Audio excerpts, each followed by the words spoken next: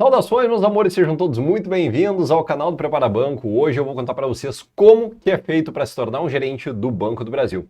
Meu nome é Samuel, sou funcionário do Banco do Brasil há mais de 9 anos, aprovado também na Caixa Econômica Federal e um dos fundadores aqui, adivinha só, do canal do Prepara Banco.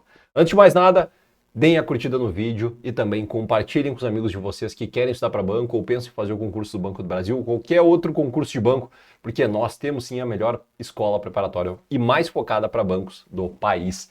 Meus amores, vamos lá então, direto ao ponto. Cara, como se tornar um gerente dentro do Banco do Brasil? Lembra lá, quando vocês acessam o concurso do Banco do Brasil, vocês são agentes comerciais. Se ainda não pesquisaram, acessem o canal porque tem um monte de vídeo falando sobre isso. Uma vez que vocês são agentes comerciais, tem uma trava de 12 meses que vocês não podem concorrer a promoções. Não dá, simplesmente não dá porque é uma trava do banco. Ela pode ser flexibilizada? Eventualmente até pode, o banco flexibiliza, reduz a trava, mas isso não é normal, não é praxe. Então vocês precisam ter pelo menos um ano de casa para concorrer a promoções para gerentes ou assistentes, seja lá o que for. O foco desse vídeo hoje é gerência. Não me perguntem de assistente aqui nos comentários depois, porque tem vídeo falando de assistente. É gerência média, tá bom? Gerência média de relacionamento. Vamos lá, meus amores. Primeiro passo. Quem é cotado para ser gerente antes mesmo de se candidatar é aquele cara que geralmente tem um bom relacionamento, que vende bem ou tem aptidões operacionais, porque dentro do banco nós temos dois tipos de gerente diferentes. Tem vários cargos de gerente, de vários nomes, mas da ideia nós temos dois. Nós temos gerentes operacionais, caras que mexem com operações, e nós temos gerentes de relacionamento, que são os gerentes de relacionamento que mexem com a parte de varejo, contato direto com o cliente e vendas. Eles correspondem a mais ou menos 80% do banco. Os outros 20 ou menos são cargos mais administrativos de gerência, que tem ali as 8 horas e que também tem uma remuneração compatível. Primeiro ponto, quando vocês viram gerentes de relacionamento, a carga horária do banco passa a ser de 8 horas. Vocês deixam de ser aquele bancário 30 horas semanais e vocês passam a ser 40. Os intervalos desse cara pode ser de meia hora, não precisa ficar uma hora no almoço, tá? Você pode ficar meia hora, se eu não quero ficar tanto tempo no almoço, pode ser meia hora. Então, pessoal, como que vocês se tornam esse cara? O gerente de relacionamento, para concorrer às inscrições para as vagas, vocês precisam incluir dentro do currículo digital, isso vocês aprendem na prática depois, é só fazer a inscrição na vaga, dependendo quando ela abrir. E aí, vocês precisam ficar entre os 20 primeiros colocados pela pontuação. O que conta nessa pontuação?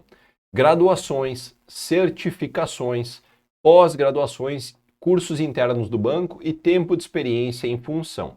Vamos por partes. Primeiro, graduações. Quais que contam mais?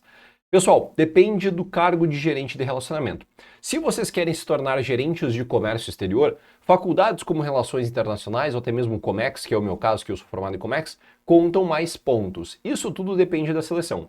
Se vocês vão ser gerentes de relacionamento de varejo, genéricos, esses caras que estão dentro das agências, administração, ciências econômicas e contábeis contam um pouco mais do que um direito, por exemplo, uma arquitetura. Samuel, é muita diferença? Cara, não é tanta diferença assim, gente. Não é tanta diferença, é um pouco, tá? É um pouco, mas que às vezes pode fazer diferença para vocês estarem entre os 20 primeiros que são classificados para o quê? Para a entrevista. Então a gente começa por aqui, pela graduação. Segundo ponto, gerentes de relacionamento que estão em agência geralmente têm que fazer o quê? Distribuir produtos de investimento, fundos, ações, renda fixa. E para poder fazer isso, vocês precisam ser certificados pela Anbima, tendo o quê? CPA 10, 20 ou até mesmo o CE, que é especialista em investimentos.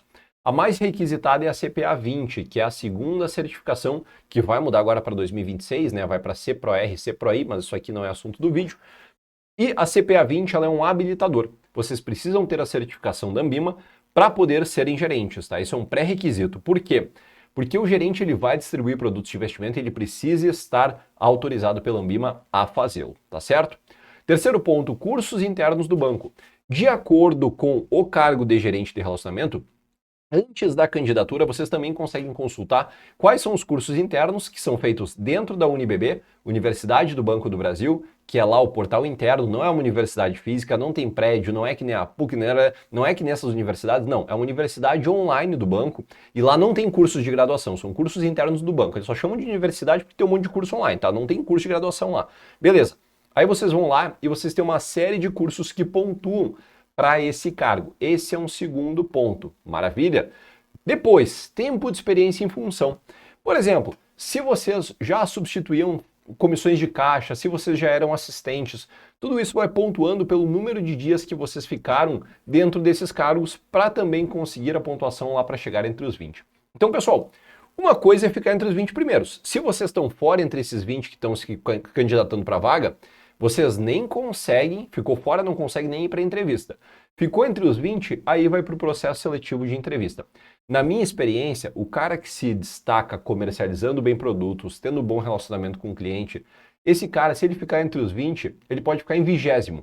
Ele muitas vezes tem preferência em relação ao primeiro, porque é muito importante que vocês tenham boas indicações dentro do banco. Ah, Samuel, é o QI, é o que indica. Cara, é óbvio que se alguém, um cara com muito parâmetro, uma pessoa, um gerente geral de uma agência que é um cara muito bom, que ele é super bem visto em toda a administração do banco, e ele dá a indicação de um cara que ficou entre os 20 primeiros, esse cara vai ser visto com bons olhos. Por quê? Porque isso é uma questão de aptidão, muitas vezes, da prática.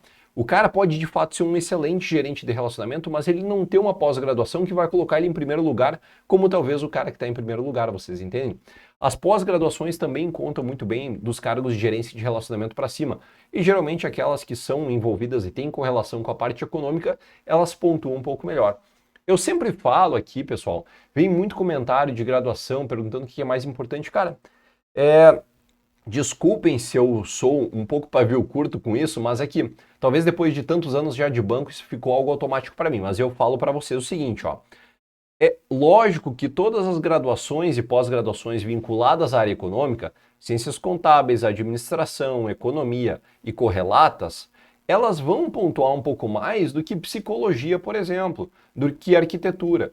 Talvez psicologia vai contar melhor para um cargo administrativo lá muito específico dentro do banco. Isso até pode acontecer, não estou dizendo que não vai. Mas a lógica geral do banco é que ele valorize um pouco mais as graduações em ciências econômicas. Samuel, isso é determinante, então eu sou arquiteto, não posso mais concorrer para a área de varejo. Erradíssimo, não quer dizer isso também. Apenas quer dizer que em alguns momentos tu vai ter uma pontuação levemente menor do que outras pessoas que tenham graduações econômicas. Mas isso não vai fazer de vocês um profissional menos capacitado, entende? É isso, meus amores. E aí, falando de cargos de gerência de relacionamento, cara, aí entra um mundo, tá?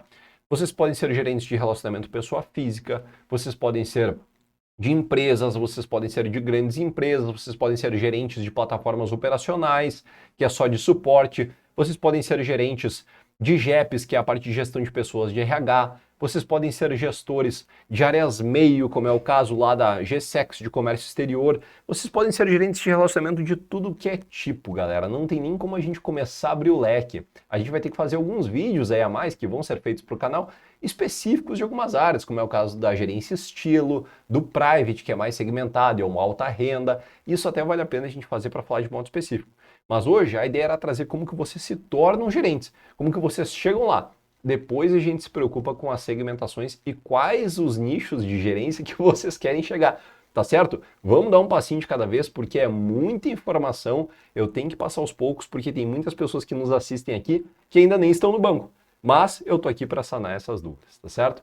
Se quiserem também nos acompanhar diariamente, vão lá no Instagram que a gente passa muito conteúdo todos os dias. E se quiserem um preparatório para o Banco do Brasil, qualquer outro concurso da área bancária, inclusive por metas, que tem meta semanal para vocês, que só nós fazemos isso no mercado, acessem os links aqui na nossa descrição, que tem muita coisa boa para vocês, tá certo? Ó, beijo enorme, abraço apertado e a gente se vê no próximo vídeo. Valeu!